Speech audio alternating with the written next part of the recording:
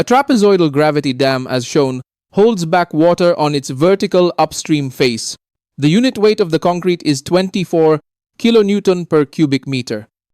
Calculate the total hydrostatic force per meter length acting on the dam. Determine the resisting moment of the dam per meter length. Determine the factor of safety. Against sliding, if the coefficient of friction between the supporting ground and the concrete is 0.65. Okay, so we will be analyzing per meter length on the dam. Okay, 3D natin to. Ito yung itsura. 6 meters yung depth ng water. And we will be considering 1 meter strip or 1 meter length. Pero ano na yung hydrostatic force that is acting on the dam? So dito yung hydrostatic force natin. Diyan. Hawakin doon na siyang FH. Okay, sa mga dam, automatic po, if that is FH, yung distance sa galing sa bottom is 1/3 of the height of water. Dahil sa dam is, we are assuming per meter length, yung tatamaan ng hydrostatic force is a rectangle. You may just remember that one, Mr. Dan, no? Okay? So, ilagay na lang natin lahat ng forces that is involved in dam analysis. So, una, of course, the hydrostatic force. Then, meron din tayong weight ng dam itself. Since the dam is a trapezoid, mas magandang pikat natin siya ulnong shapes. So, you have here a rectangle and I have here a triangle. Okay, so pagkat natin, 6 minus 2, the base of the triangle is 4 meters. Dito yung centroid ng dam for this rectangle shape. Awalin ko yung W1. So, dito naman, centroid ng triangle. Awalin ko siyang W2. O bali, ito yung lahat ng forces that will be acting the dam. But the first part only requires us to solve for hydrostatic force. So, the formula is gamma bar H, area. Right? Gamma water is 9.81. Ano ang bar H? Bar H is half of 6. Kasi dito yung center of gravity. Half ng 6 meters. Okay? Ang area natin is rectangle. Itong area na yan. That is 6 meters in height times 1 meter deep. So, the hydrostatic force is 176.58 kilonewtons. Alright, isun lang din natin yung weight ng concrete. Concrete yung dam natin. So, ang weight is solvable using this formula. Gamma times the volume. Concrete o gamma o concrete times volume o concrete. So, W1. Ang gamma ng concrete is 24 kilonewton per cubic meters. What's the volume of rectangular shape? That will be area ng rectangle. So, 2 times 9 meters po to, yung total block, times 1 meter. This is the weight 1. Ang weight 2 is gamma of concrete times area ng triangle times 1 meter cube. Area ng triangle 1/2 of 4, 1/2 of 4 times 9, 1 meter strip. Ito, nagkataon equal lang yan, 432 kilonewtons. Weight 1 and weight 2. Take note, FH, W1, at W, kung kaya yung forces na magkaksada. Okay, second question, determine the resisting moment of the dam per meter length.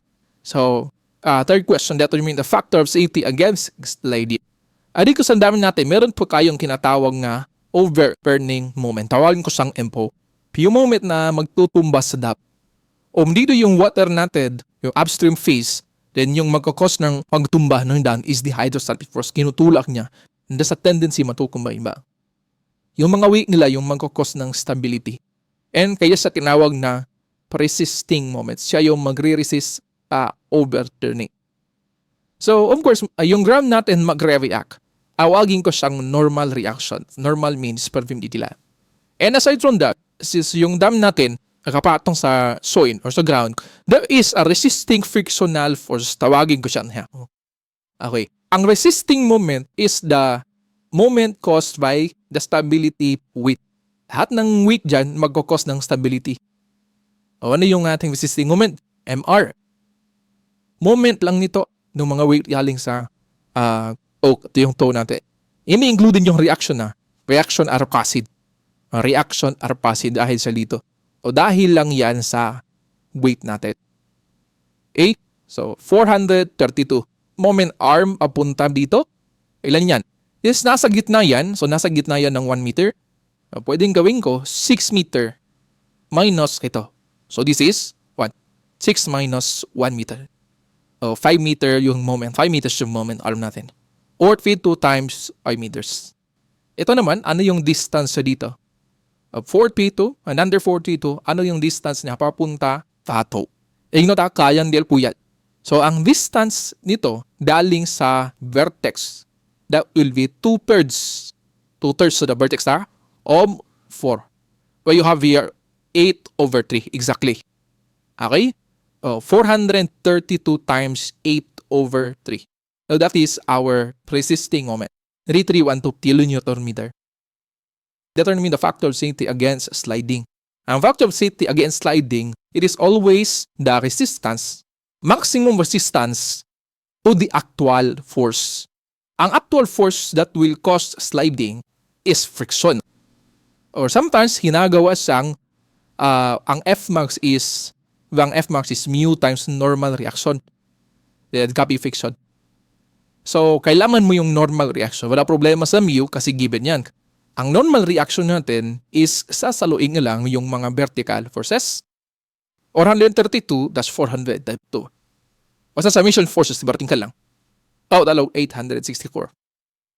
Ang friction naman, ang actual required friction, sasaluin niya rin yung 176.58 or summation forces horizontal. Summation forces horizontal. Ito na naman yung press horizontal force. You have 176.58. With that, factor of safety against sliding is mu 0.65 times normal reaction 864 over the frictional resistance required is 176.58. Well, the answer is 3.18 or 3.2 unit less po yan.